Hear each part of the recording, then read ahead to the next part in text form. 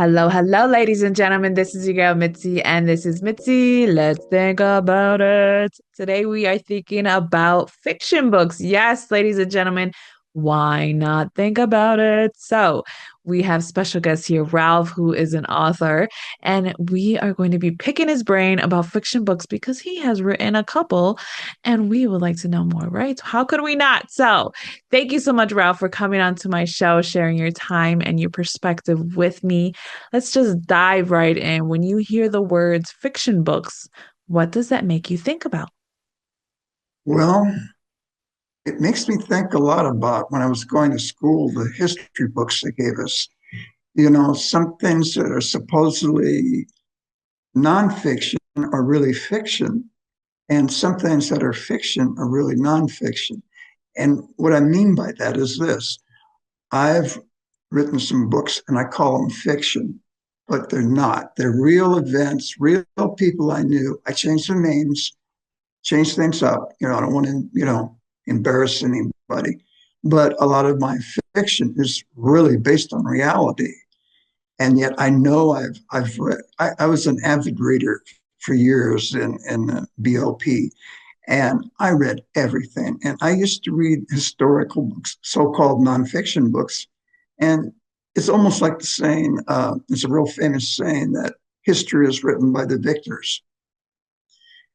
And for instance, World War II, you can read American authors talking about it. I've read Patton and I've read Eisenhower.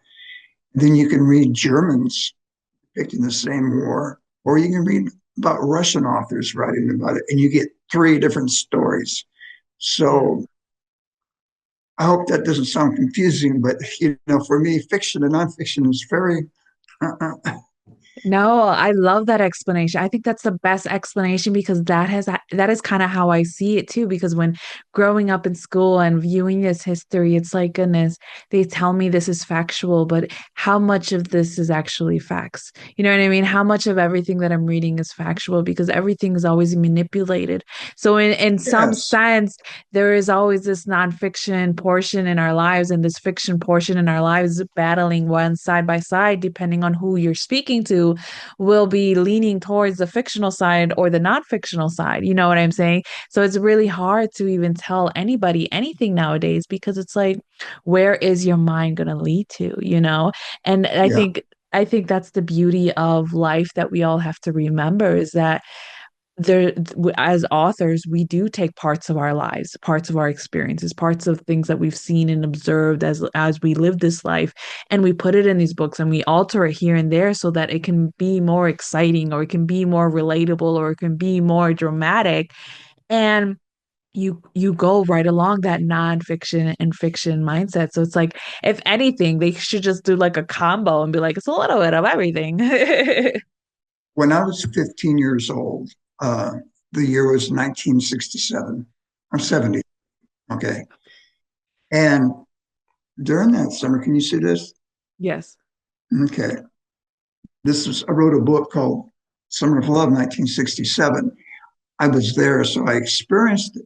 It's not a memoir. I created a fictional story, but I used my real experience that I could capture and taste and describe, to detail.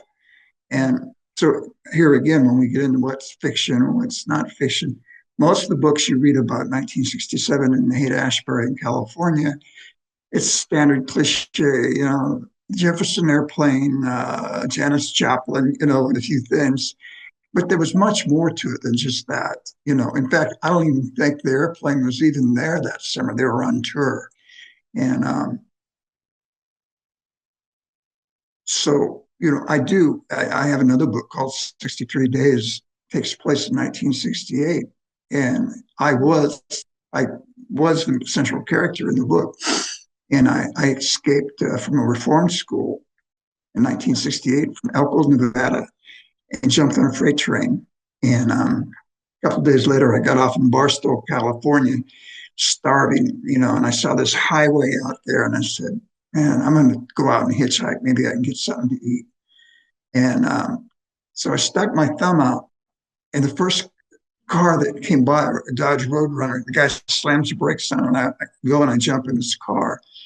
And he says, "Where are you going?" And I said, "I'm going to San Diego." And he says, "Well, I'm going to Mexico. I can drop you off."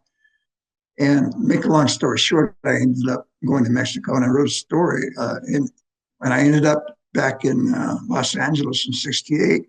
I was at the Ambassador when Kennedy was assassinated. And the night I broke out of reform school, Martin Luther King had been assassinated.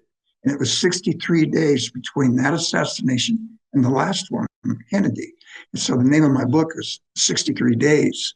And I took some artistic liberty depicting J. Edgar Hoover and things, kind of scandalous, but, I have a kind of a dark, humorous Oh. sense of humor. In fact, I have a couple series that are just really dark humor, other than they actually were real. But I say they're fiction, and people, I know my wife, she gets really upset with some of my dark humor. She says, "No, you can't you write anything that doesn't have sex or drugs in it?" I said, "Well, yeah." She said, "Well, write a cozy mystery." So I did. I wrote a series, the Harry Chin Murder Mysteries in Australia. They're cozy mysteries. There's no drugs. There's no sex. There's no profanity. And Son of a Gun is my most popular series. I don't particularly enjoy the books. The books that I love personally don't sell well yet. I'm hoping, I got to find the market for it. But I know Yeah. there's people that appreciate my humor, Oh, be what it is. absolutely. There's a lot of people who have dark humor in that aspect where it's about sex and drugs. My husband is dark and I'm dry. I have dry, corny humor, and my husband has very dark humor. And sometimes I just stare at him and I'm just like, if it wasn't because I known you and I know you and I know your heart, I know who you are, I would think that you are crazy or something's wrong with you. But it's a special type of drink. You know what I mean? It's a special type of tea that people have to get used to. And I don't see anything wrong with it. It's just how people just handle things differently. And I do love the fact that you talked about your book and how you talked about 63 days, because when I was looking over that book, it was really interesting because I'm just like, what is it? What's going on here? And when I was reading a little bit, I got distracted because my boys got always distract me, my two little ones. But I'm glad you went on it further because that is really interesting. I did not know that. And a lot of your books, they seem like they're from prominent times. I mean, I'm very young compared to you. So for me, those were times that, are just in my history books. You know what I mean? Things that I read and I never really knew much about. So to hear it from somebody in that era who actually experienced it and they provide you from their perspective, like you said earlier, it provides you a different perspective. You know what I mean? Because the victors are the ones that are writing it, and the ones who are Right. displaying these situations in movies, there's always alterations and the truth is never really there. You know what I mean? It's always very, very hidden, hidden, hidden. So that is really that is interesting. So I guess it leads me to my question. What do you take on these movies that determine or depict history in what you've already lived? Uh, some I've seen some good movies that I think were non-biased. I think of Dancing with Wolves, um, about the Okay, costume yeah. when he what about the Indian woman, and just how the American Empire. They never talked about that when I was going to school, but that's what it was. It started off with that purpose in mind, and to where it's like right now there's 200 American military bases around the world, and there's no reason for it other than they wanted an empire, they're ruling elite. And there's always been a ruling elite, and there's always been their agenda. And poor person on the street, just the working stiff, they get dragged into it.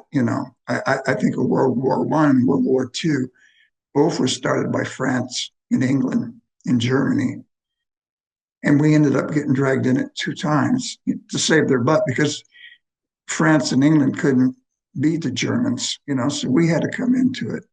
And I hate to see us go into a third world war, behind the same bullshit of Europe.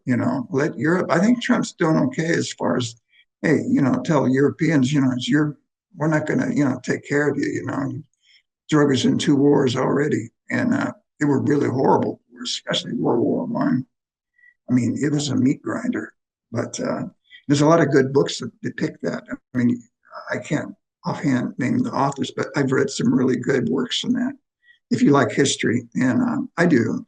And when I was had my extended vacation with the federal government, I didn't watch TV. I read, and I Mm. remember uh, in our library they were closing military bases, and so they brought all the books from the military base library, and they had Encyclopedia Britannica, a great book series. And it wasn't, Mm. Encyclopedia Britannica was, like explaining things. But the great book series, it was 22 big hardback volumes, and it Yes. covered everything from the Iliad and the Odyssey up to the writings of Sigmund Freud, and said that if you read all of these volumes, you'd have the equivalent of a doctorate in literature. And I did. I read them all. I mean, I read things that I wouldn't even bother with now, but I mean, I'm sitting in a cell doing a lot of time, and that's how I spent my time. And that's what eventually I became a writer. But I thought because I was well read that I could write well. And those are two different things. Just being well read doesn't mean that you can write well. It's an art to writing. And Yeah. I just put out on my newsletter on LinkedIn. That's my biggest platform. I've got a newsletter there for indie authors and publishers. Yeah. And I recalled the article I read by Stephen King. He said the two most important things when people ask me, how do I become a great author? He said, well, you have to write a lot and you have to read a lot. Now, here's a Mm. man that sold 400 million books, and he still reads 80 books a year. He finds Yeah. time to read 80 paperbacks a year. He said, if you do not read, you will not learn. How can you compare yourself to other writers? And he's very true about that. And I did that. Um, I would write all day, and then the evening was my pleasure was reading books, and and not just reading them. I would as a writer, I started analyzing. What is the style that this man's doing? Yeah. How does he start a chapter off? How do you end a chapter? And Yeah. it's like a little plane ride. The most dangerous part of the plane ride is the takeoff and the landing. And if the takeoff, if your book and the landing's not there, in prison, I never bought a book, so they're free. So it wasn't like I went to a kiosk at an airport and bought a paperback. I'm going to read that book because I spent that money on that paperback. But when you get them Yeah. for free, I'd read 2 or 3 pages. If it wasn't grabbing me, it got chucked. And so I learned Yeah. the value of it. You've got to have a good start. And Yes, absolutely. I love that. I love that you said that because when I first started writing, I was lost, you know what I mean? Because I was just like, where do I go? How do I begin? I hated English class, you know what I mean? I barely passed. mhm, But so I read exactly what you said, read and then you'll learn so that you can write better, you know what I mean? So then I dove into so many books. I read different series and I was like, you know what? I can do this. I can do this. I can create this. This is what this author wrote and they got really big and their book is really something. Who's to say that I can't do this? So then when I started writing my novel, I dove in and I'm very proud of it. It's almost done. I'm at the last editing, you know what I mean, final right. add-ins, you know what I mean, before it goes into that next step. But I agree Is it what your you first said. novel? Yes, my Will first this be your novel. first?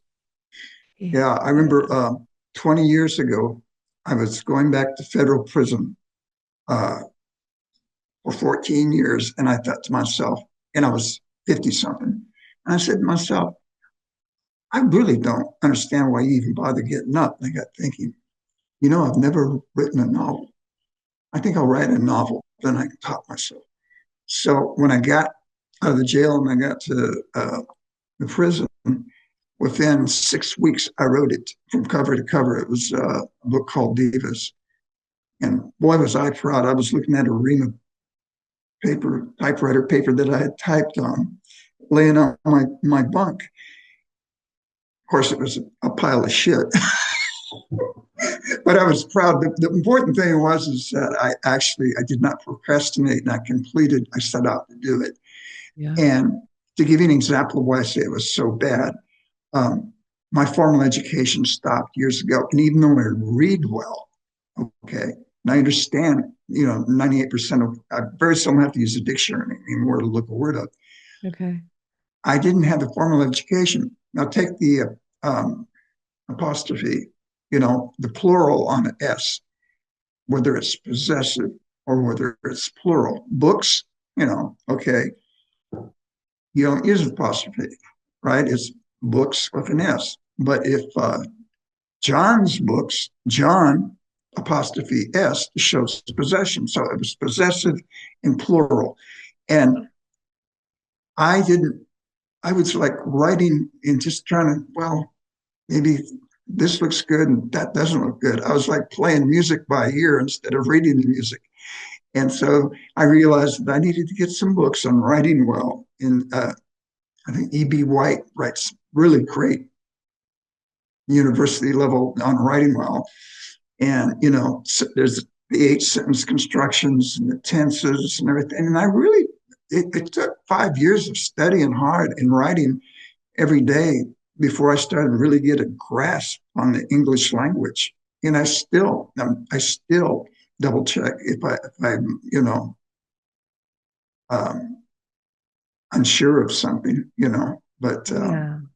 Yeah. I and mean, another thing, I met an Irishman, and okay. he was a real character. And he told me, and he could talk. He had the gift of Blarney, And he said, "There's only 8 stories that have ever been written." He said, "Everything else is just a variation. There's only 8 stories that has been told on this planet." Actually, 800 years ago, there was a book called the Catalan, and it was 100 books. And during the plague 800 years ago in Venice, a bunch of well-to-do, moneyed people, young people, went out into the country to avoid the plague. Mhm. And of course, there was no TV, movies, or radio back then.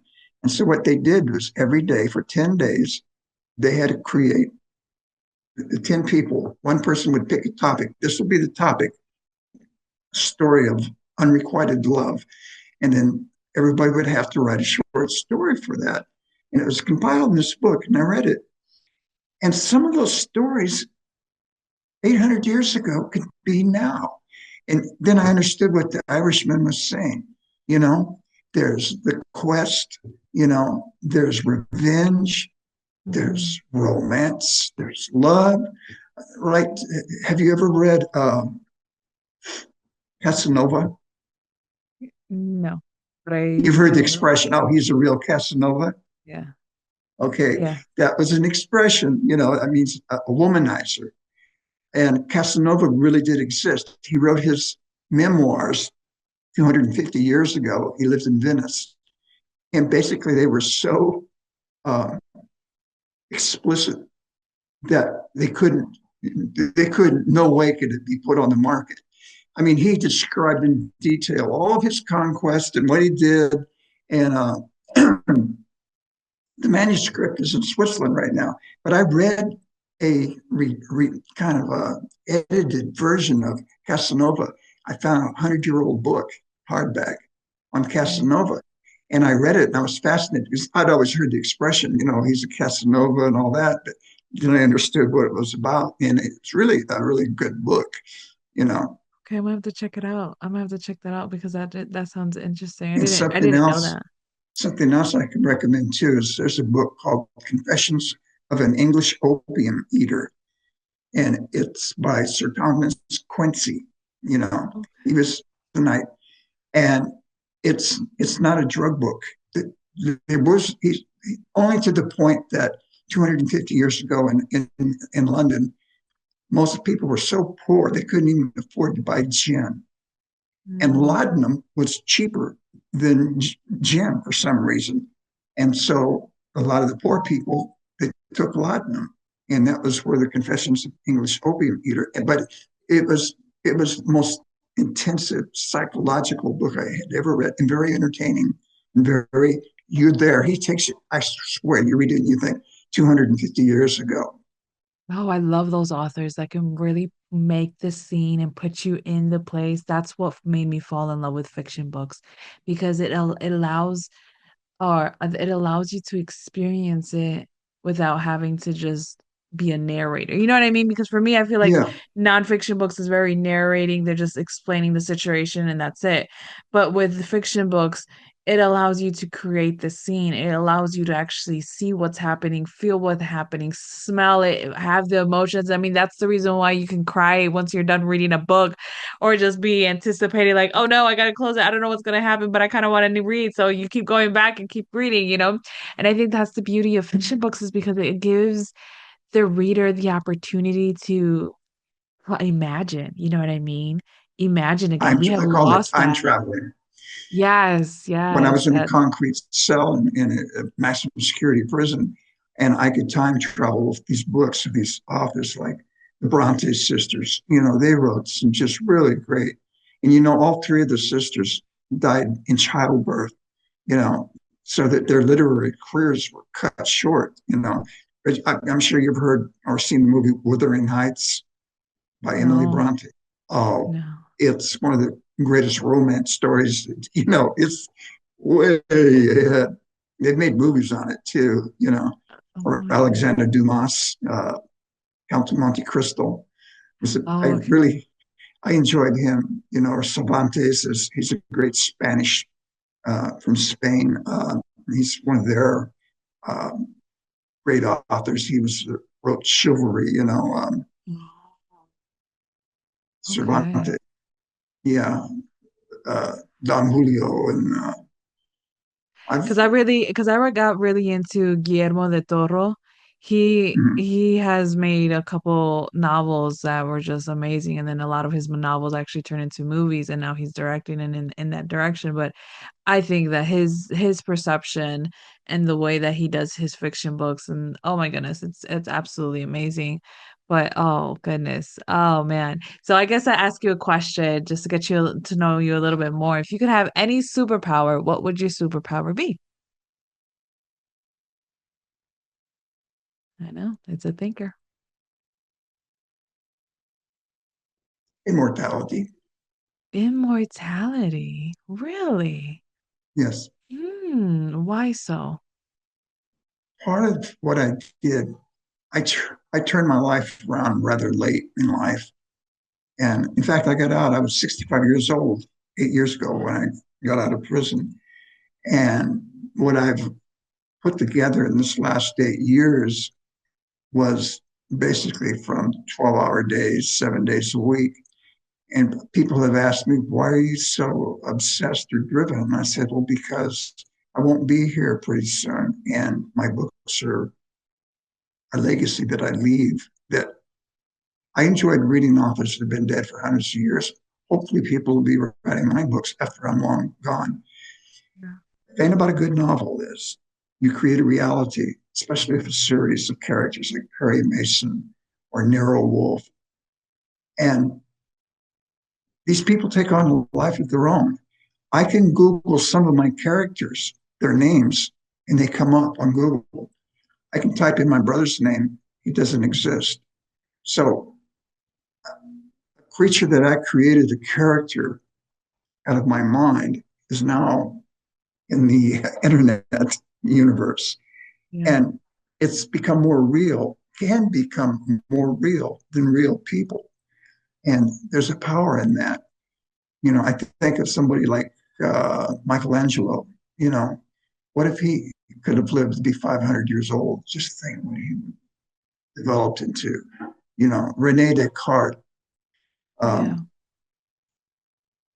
and for me, books, I write visually. When I write a book, I write like I'm watching a movie, and Yeah. which makes them good for screen adaptation. But yeah, some I was just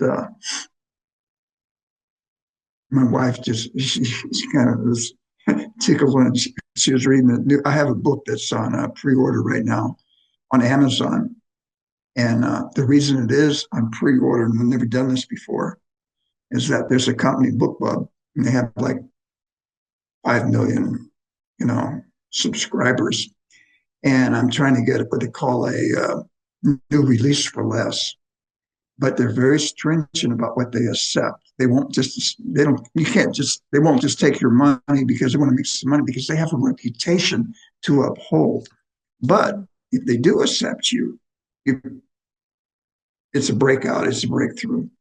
And in fact, I just had a book that they wouldn't accept. It was a dark humor book that I was going to run a free thing for 5 days, and pay, you know, $300 just for them to list it for free, and they wouldn't do it. They're like I said, and I'm not mad at them or anything like that. I just realized, they have to deal with, you know, they're looking for authors that have a big following, and if they just took everybody that came up with a book and put it on there, they'd lose their market share, their reputation, let's say. So, I just keep plugging away, but it's kind of interesting. And the book is called Vodka Express, and it's the first book in a new series that I wrote. I've already written 5 of the books. I haven't released them. This is the first one that's going to be released, and I Yeah. worked really hard on it. And it's uh, it's a series. It's called the Dmitry Petrov crime novels, and it takes place in St. Petersburg in the Russian Federation. Before I got out the last time, I was in Butner with Bernie Madoff for 7 years, and a Russian uh, organized crime boss was there, and I befriended him because I was had studied Russian for a number of years, and anytime I get around Russian speakers or Chinese speakers or Spanish speakers, I practice. And he liked me, and he knew I was writing even then, and so he hired me to ghostwrite his life story. Mm. And he gave me 1,500 for it, which was big money in prison. And but what real value wasn't money. I mean, the money was nice, but I got an inside Look into his track life. on Yeah. organized crime in Russia, Russian Federation. He had started off when it was still the Soviet Union, and it starts from the early '80s up through the '90s, and it was a really great learning experience, and that's what I based this Dmitry Petrov novels on. For Hmm. instance, first thing he pulled me up on, he said, I said, what about the Russian mafia? He says, there is no Russian mafia. That's Hollywood. Uh, there might be Italian mafia, but there's no Russian mafia. In Russia, you're a vor, and vor literally means thief. Vorsakoni means thief in law. That's like would be like the boss, of it. And the only way you can recruit is to become a war is you have to be in prison. That's an interesting thing. Hmm. You can be in the American mafia and you've never done a day in jail. The thing about the Russians is you had to be in prison so they could see how you were acting. That way, anybody could say, "Oh, well, I'll join that." There was a little different.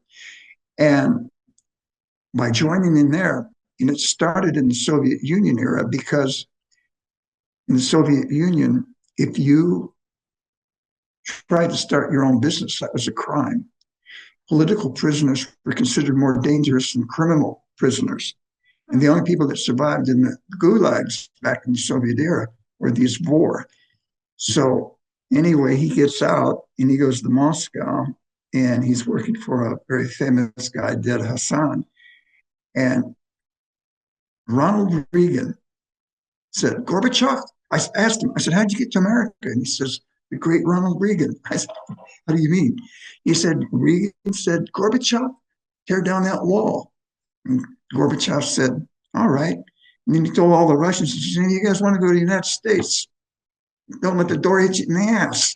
So what they would do is they would come up and say, I'm a Christian, I've been persecuted, or I'm Jewish and I'm being persecuted. And America paid for them to come over until they had millions of Russians over here. And all of a sudden they realized Reagan had stuck his foot in his mouth. So then they slammed the gates shut on that. But he came over in that first load. He said he got over here. He felt like a kid in a candy store. You know, he organized in Glendale and Los Angeles. He organized his little groups, and he started. They were robbing gem merchants. You know, Wow. and then he was flying back to Moscow to sell the gems because they had more value there because the Russians were trying to get out of Russia, but they couldn't take their money. So they had to convert their money into like portable wealth, diamonds, things like that, icons. Ah. And fabulous story, you know. And That does seem really interesting. It makes me really want to actually now dive into your books and really read into it because I was looking into those books and I was actually reading the description, and just looking into everything that you were doing. And I was just like, wow, this seems interesting. I really wonder if he really experienced or if he really spoke to somebody and they shared their stories. And there you go. Now you're telling me. So I love this, and it sucks because time is catching up to us. So I'm really disappointed. But ladies and gentlemen, hearing Ralph, hearing his perspective, hearing his opinion on fiction books and his story on just life, his what he's been through already. I mean, how could you not be interested in any one of his books? Oh my goodness, he has more than 10 books. He has over 20 books. I'm telling you, you have to go check him out. I have his photo on my website. Just bloop, just click right there and has access to his website on it. Just click on his photo, just bloop right there.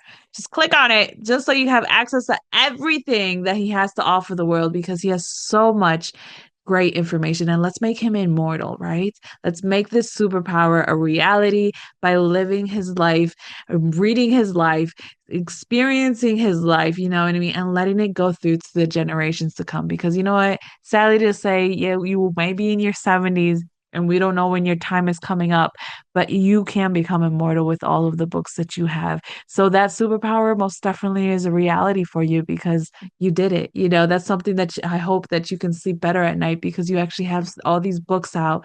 And even if one person 30 years from now reads that book, boom, you're back to life. You know what I mean? 50 years from now, boom, you're back to life. So that's the beauty. And of all of those people out there thinking and wondering if I should write that book or if I have a story in me, you do.